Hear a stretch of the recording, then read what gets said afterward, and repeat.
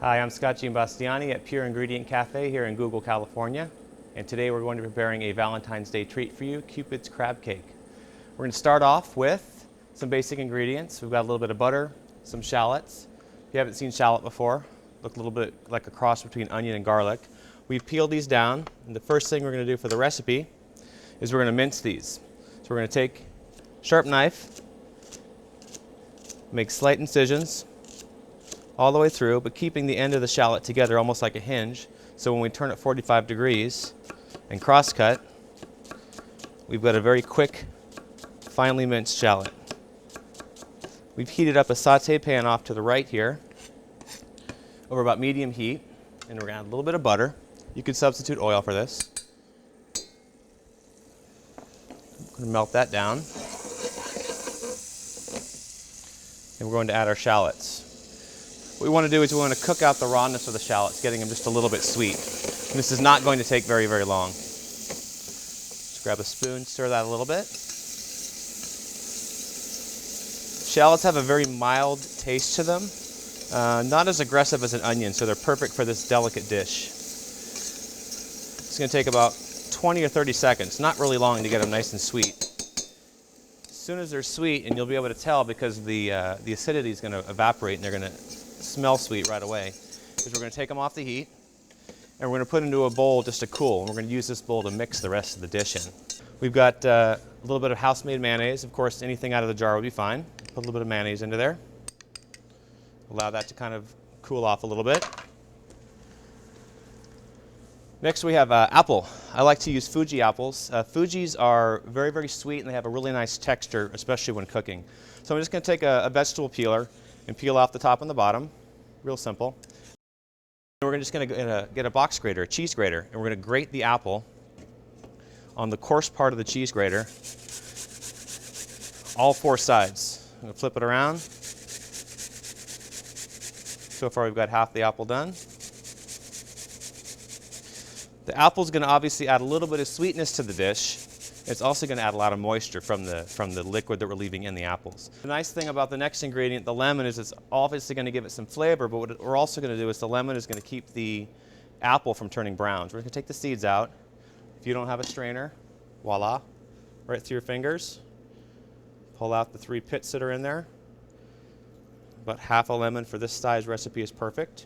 For this dish, because it's delicate, we're going to add parsley and tarragon. We're going to use fresh herbs. You could definitely substitute dry herbs. Fresh herbs have a more delicate flavor, and you never know how long they've been stored in your cabinet. So fresh herbs, obviously the way to go. If you were going to substitute, keep in mind dry herbs are a little bit stronger, sometimes 3 times as strong. So you'd want to cut your recipe down accordingly. So I've just kind of stacked these herbs on top of themselves, and I'm doing a cross cut fairly thin, almost called a chiffonade. If I take that and turn it again, kind of like we did with the shallot, turning at 45 degrees, and then cross over it once more, we have perfectly minced herbs. For the main attraction here, we've got some picked Dungeness crab meat. We're going to take, with our fingertips, just very gently, make sure that there are no shells in the crab before it goes into this mix here. What we don't want to do, though, is we don't want to break up these beautiful claw meat, this leg meat here. We want to keep that whole. It adds a really nice texture to it. So we're going to add just enough crab to your liking, kind of picking it over very gently to make sure there's no shells. And then we're going to mix this together. Now, the recipe says to fold everything together, and the term folding is really you're folding it upon itself so that you're not going to be breaking up the crab chunks that are in there. We want to fold that together just a couple of turns so everything kind of comes together, and then we're going to add a little bit of breadcrumbs. And the reason we're going to add the breadcrumbs is we want to create kind of a binder in this mixture. Right now it almost is like a crab salad, which would be beautiful to serve by itself, maybe with some leafy greens. By adding a little bit of the breadcrumbs to it, and the amount is really up to you. You can follow the recipe, but the recipe will state for crab that has a little bit more moisture, add a little bit more breadcrumbs.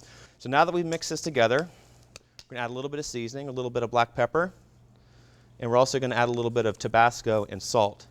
Instead of using Tabasco brand, we actually make our own in the cafe here, so we're going to just put a little bit of that in there, a little bit of hot sauce. You want just a little bit to give it a little bit of bite.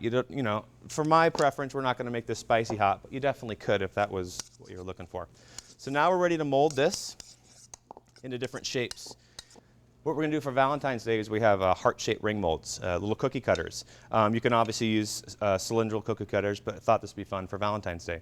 So we've got two different sizes here. What we're going to do is take just a little fingerful of cooking oil and rub the inside of these molds so that the crab doesn't stick to it.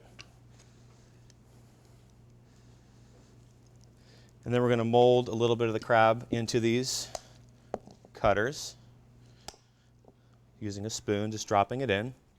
Okay, now that our crab is set for a few minutes, we're going to go ahead and sear these off golden brown.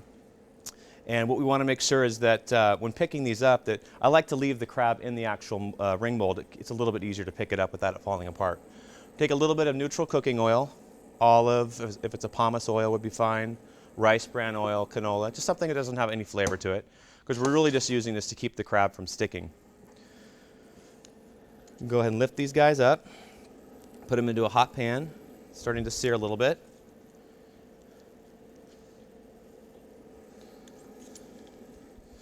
And we're going to sear these over medium heat, just long enough until the bottom gets golden brown. This is going to take about 2 to 3 minutes.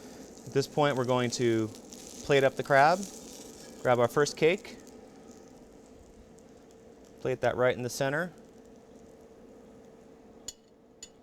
tuck that in a little bit, grab our second cake, which will go right off to the side.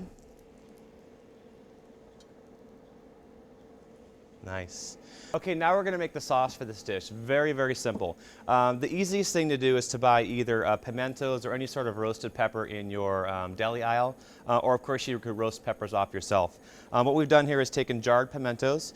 We want to warm them up a little bit because this sauce is going to be emulsified with a little bit of butter. So we're going to take a little bit of the peppers along with a little bit of butter and put these into a saucepan. And we basically just want to warm them up a little bit. We've got the chilies, we've got a little bit of butter, and a little bit of water,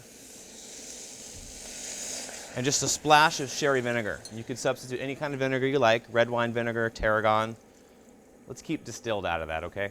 That's for cleaning your copper. So we're going to warm this up a little bit. We're going to season this up with a little bit of salt. And I want to put a little bit more pepper into this because I want the sauce to have just a little bit of bite. So a little pinch and a half of black pepper. And we're going to bring this to just a simmer. We don't want to boil it too long or the butter will actually separate. So we want to bring this just to a simmer. And then the easiest thing about this is we're going to either put it into a blender and blend it, or if you have a hand-wand immersion blender, you could do it in the pot and be done with it. And then all we need to do is pour the sauce over this crab cake and we're good to go. I'm going to give that about 10 more seconds and then we're going to blend it up. Make sure it stops before you take off the top. You can see the steam coming out. Remove the top. And at this point, we're ready to pour a little bit of our sauce around our finished crab cake. We were to present it for you that way.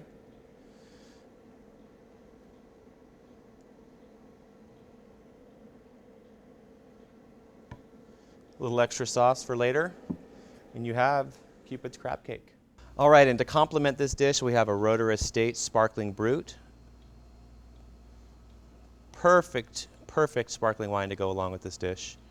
And on behalf of Google, happy Valentine's Day.